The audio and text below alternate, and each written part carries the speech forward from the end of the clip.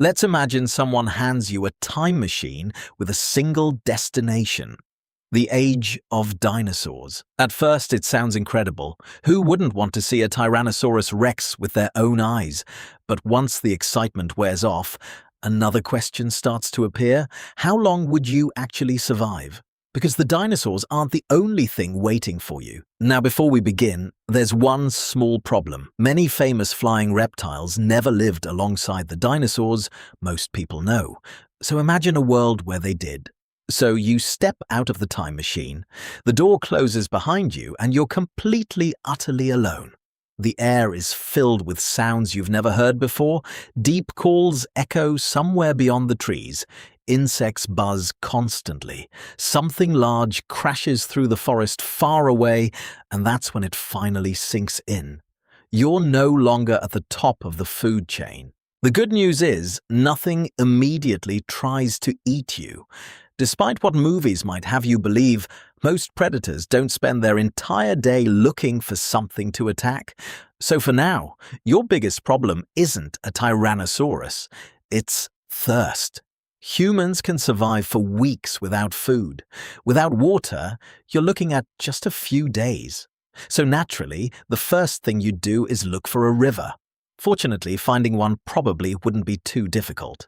Large animals need water just as much as you do, and rivers were just as important millions of years ago as they are today. When you do come across one, it's clear, flowing steadily over smooth rocks. It looks clean. The problem is, looks can be deceiving. Even in the modern world, untreated river water can contain bacteria, parasites, and other microorganisms that can make you seriously ill. Now imagine water from an ecosystem that's tens of millions of years older than humans. The good news is that many prehistoric microbes probably wouldn't be adapted to infect people. The bad news is you have absolutely no way of knowing which ones could. Of course, you can't just refuse to drink. Dying of dehydration is a guaranteed outcome. Getting sick is only a possibility. With water taken care of, at least for now, your attention turns to food. This is where things become much more complicated than most people imagine. If you've seen enough survival shows, you might think you'll just collect berries, dig up roots, or catch a few fish. Except you have no idea which plants are safe.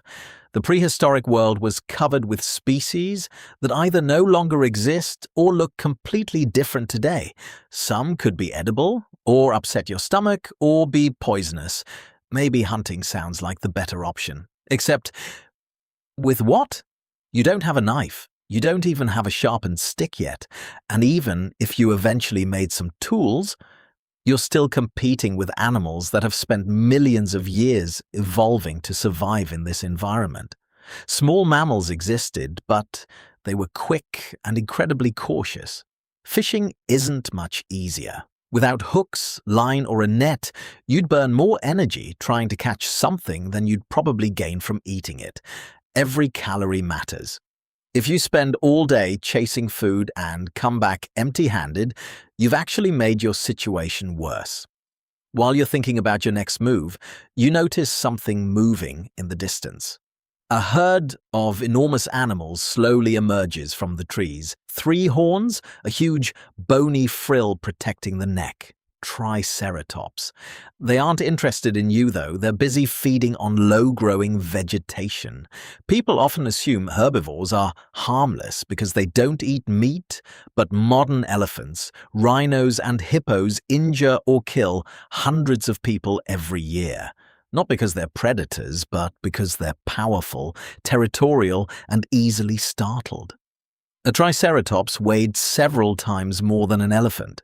If one decided you were too close, there wouldn't be much you could do except hope it lost interest. So instead of trying to get a closer look, you quietly give the herd plenty of space. And as you continue walking, you begin to realize something. It's that every single decision has consequences. Drink the wrong water, you get sick. Eat the wrong plant, you get poisoned. Walk too close to the wrong animal, and your adventure ends. And unfortunately, the hardest part of surviving hasn't even started yet. Because the sun is beginning to disappear behind the trees. Where are you going to sleep? Sleeping on the ground sounds like the obvious choice. Until you remember, you're sharing this world with animals that weigh several tons. Even if nothing is hunting you, a large dinosaur wandering through the forest in the middle of the night could easily step on you without even noticing. And then there are the insects. As the temperature begins to drop, the forest comes alive in a completely different way. Countless tiny creatures looking for their next meal.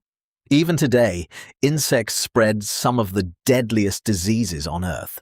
Malaria alone still kills hundreds of thousands of people every year. Would prehistoric insects carry diseases that could infect humans? Nobody really knows. But even without disease, constant bites, itching, and the risk of infection would make getting any real sleep almost impossible. Eventually, you manage to get a few hours of restless sleep, then suddenly you're awake again. Because the forest is shaking, heavy footsteps, branches breaking, you stay perfectly still. And after a few moments, you finally see it. A Tyrannosaurus Rex. A real Tyrannosaurus wouldn't necessarily burst out roaring. In fact, many scientists think it may have made deep, low-frequency sounds more similar to modern crocodiles. Would it immediately hunt you? Probably not. Large predators don't like wasting energy. Every injury makes hunting harder. If it doesn't think you're worth chasing, it may simply keep walking. But that's not exactly comforting, because if it does decide to investigate, there isn't much you can do about it. You can't outrun it, you can't fight it, and hiding only works if it never noticed you in the first place. Eventually, it disappears back into the forest. You survive simply because it wasn't interested. Ironically, that's probably the most realistic outcome. So, after everything we've talked about, what are your chances? Honestly, not very good. Not because of some dangerous predators, but because surviving in any truly wild environment is already incredibly difficult.